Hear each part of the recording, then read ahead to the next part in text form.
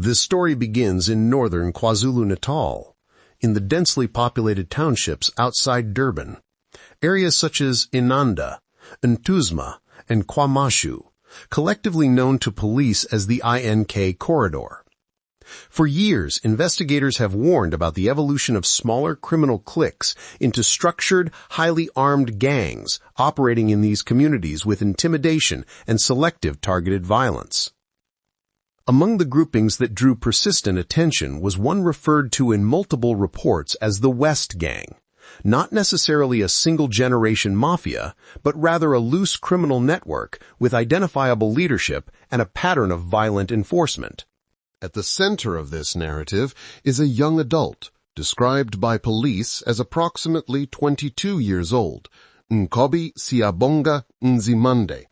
whom investigators later confirmed was linked to at least 10 murders, alongside other serious offenses, including armed robberies and vehicle hijackings. Police did not publicly release his name at the time of reporting, but repeatedly acknowledged that he was considered a high-priority suspect, not because of one crime, but because of the repeated appearance of the same individual across multiple homicide investigations. His name would eventually trigger the deployment of intelligence-driven tactical operations, the kind used when authorities anticipate armed resistance. The killings attributed to this suspect accumulated over time. They did not constitute a single event, but a streak that established a footprint of control and fear. Investigators noted that the individuals targeted were not random. The killings formed part of a pattern linked to crime economy disputes, control of proceeds, enforcement of gang discipline, and retaliation. According to Provincial Commissioner Lieutenant General Nana McFanazi, the file of murders connected to the suspect rose to not less than 10, placing him among the most dangerous fugitives in KwaZulu-Natal by 2024-2025. As the case weight grew, conventional arrest strategies were no longer feasible. The expectation inside SAPS was that if intercepted, the suspect would open fire, a view strengthened by previous armed confrontations involving others from the same network. Toward January 2025, law enforcement escalated from intelligence collection to execution planning, meaning they were no longer simply watching him. They were timing when, where, and how to close in, ideally without civilian casualties. Detectives tracked movements, vehicle changes, and known associates until an actionable window presented itself at the end of that month. On 30 January 2025, police units executed an intelligence-led interception near the Verulam Cottonlands area, north of Durban. According to official briefings, the suspects had changed vehicles in an attempt to avoid detection, a practice common when fugitives anticipate surveillance. Police moved in once the vehicle was in a position considered tactically manageable. As they attempted the stop, the occupants, including the high-priority suspect, opened fire. Law enforcement officers returned fire, triggering a gun battle in a public environment. The confrontation ended with 2 suspects shot dead, one of them being the 22-year-old individual described by police as a leading figure associated with the West Gang network. No police casualties were reported in that exchange, and weapons recovered at the scene matched the expectation that the fugitives were anticipating an armed confrontation. Within hours, the provincial commissioner confirmed to media that one of the deceased was the same suspect linked to the multiple murders. This public confirmation shifted the case from a manhunt to a forensic wrap-up phase. Once a suspect dies in a police shooting, investigations pivot. Active pursuit is replaced with post-event evidence consolidation, ballistic matching, and closure of open dockets where the suspect was a named or suspected perpetrator. Commissioner Mukwazi emphasized that the suspect was a central figure in that gang, underscoring the significance of the operation. In organized crime ecosystems, the removal of a primary enforcer often changes the risk landscape, but history in KZN shows such vacuums can trigger either fragmentation or rapid succession. Meanwhile, investigators began linking seized firearms to outstanding cases, looking for ballistic matches between recovered weapons and bullets extracted from earlier crime scenes.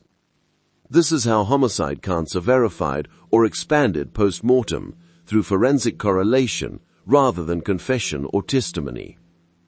Whether the final tally of homicides stops at not less than 10 or rises higher depends on those forensic results, many of which were still pending in early February 2025.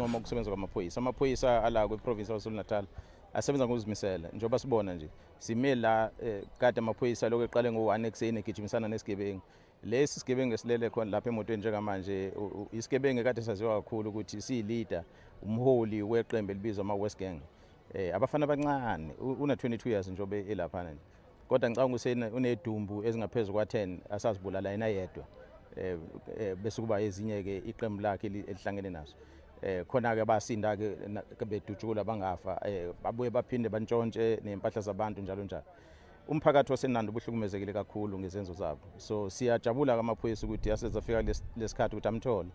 Ngebhadi ke akakwazanga ukuphila njengoba elele emotweni nje ngoba uke wazama ukuthi anyasane namaphoyisa wagcina eshonile. Kodwa maningi amacala azokwazi ukuvaleka ngenxa yokutholakala kwakhe. Ngicabanga ukuthi imindeni eminingi izothola ukukhululeka ngokuthi umbulali wemindeni yabo useze watholakala naye. Sithemba ukuthi nobugebengu ngathi uncipha kancane, kodwa siyazi ukuthi bengasebenzi yedwa. Ningi iqembu lakhe kade esebenza nalo, baningi esabafuni. Siyazi ukuthi isikhathi esiningi umuntu makade esebenza eqembini uyethi mangabe kuyena mholi makwalimala kube khona umunye ophakamayo athi hayi sekuyena uthatha over. The shootout itself did not eliminate the wider network.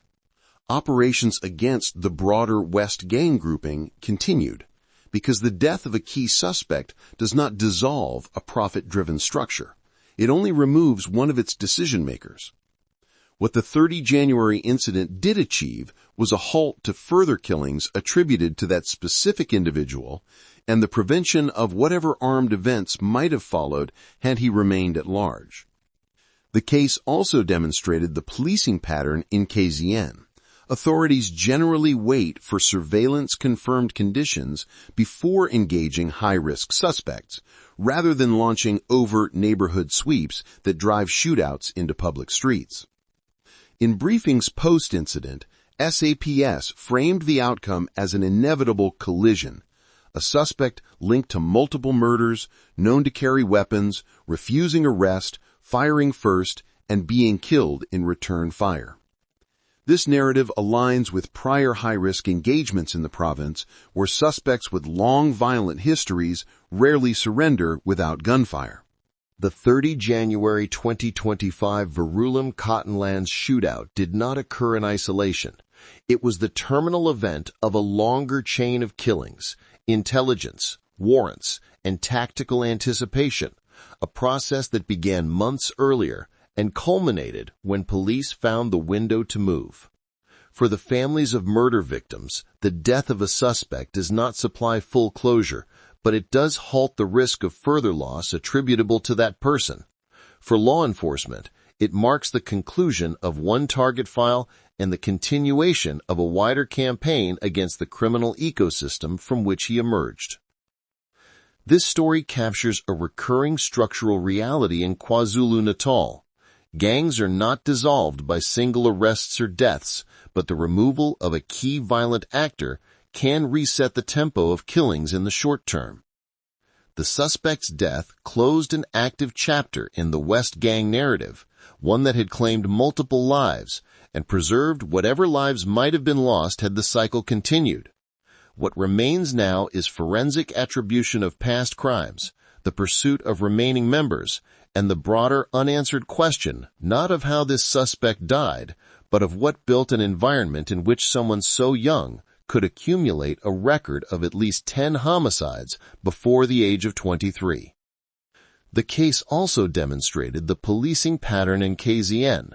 Authorities generally wait for surveillance-confirmed conditions before engaging high-risk suspects, rather than launching overt neighborhood sweeps that drive shootouts into public streets.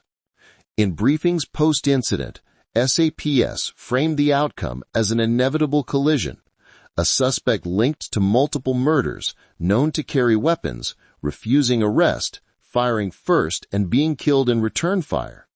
This narrative aligns with prior high-risk engagements in the province, where suspects with long violent histories rarely surrender without gunfire.